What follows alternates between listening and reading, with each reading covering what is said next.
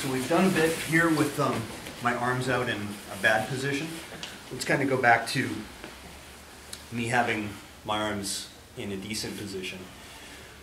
And when we went through that initially, okay, with my arms in and when to shrink my hips out and then when to bridge, talking about getting the underhook, we sort of stopped at the underhook. It was more just getting the concept across. Okay, so just as a review real quick, so if John's really low in here, so he's kind of, his arm is kind of riding my belt line, he's down controlling my hips, me trying to bridge and create space here to get an underhook, right? First of all, even if I got it, his weight is killing it, right? But he's down too low. He's smashed onto my hips. He hasn't moved up to upper body control yet.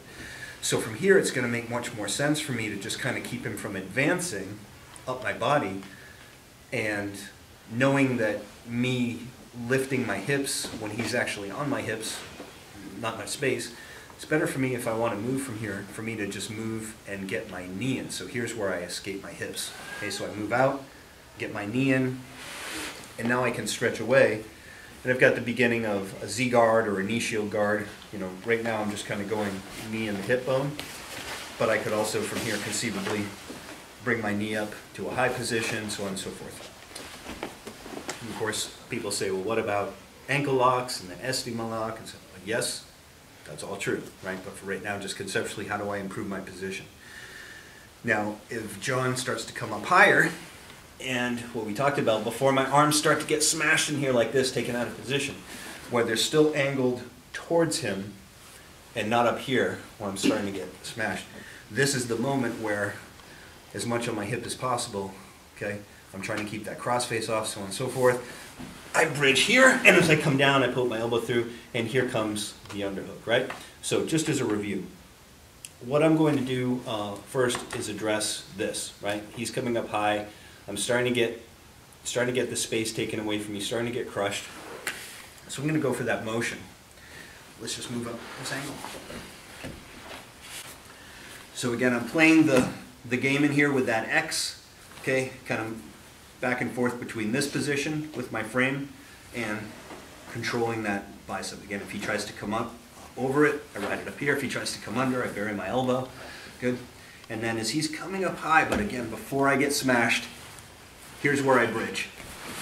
And I come down, elbow to my stomach, and look, all the time from here, I can get this in. And we stop with just the posture. So instead of just grabbing his back, I'm going to put my back of my knuckles right behind his shoulder. And again, we tested how is he able to get that whizzer. Okay, not really able to do it, just mechanically strong.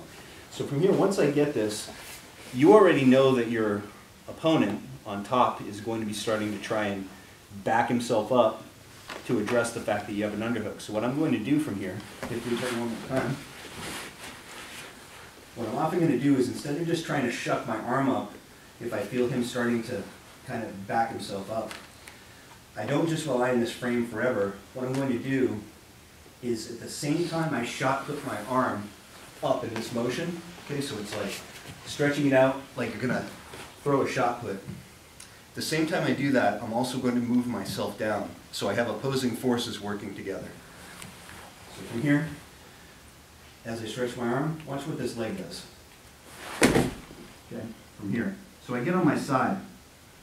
Now John can still try and whizzer, okay, but it's going to be very far behind him, and that's going to be the major motion. Like, I could probably start to either reverse him or potentially take his back right from there. Or he's going to overcompensate so much I'm going to sweep him. Or potentially even pull guard. Like, I've got a bunch of options from here we'll talk about. But I'm also going to add in a little leg action in here too, just in case he's got like really good, you know, maybe he's a wrestler, maybe he's got really good base, he's got really good counters to that type of a motion. So we're going to look at the legs as well. So I've already gotten it here.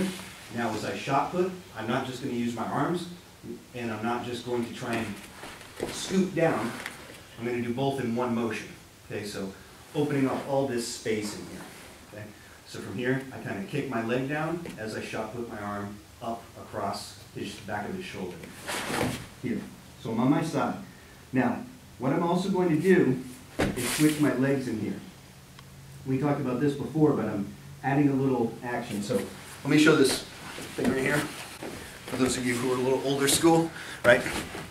I call this like staying alive, okay? Because it vaguely resembles staying alive, so I think that's cool. But then again,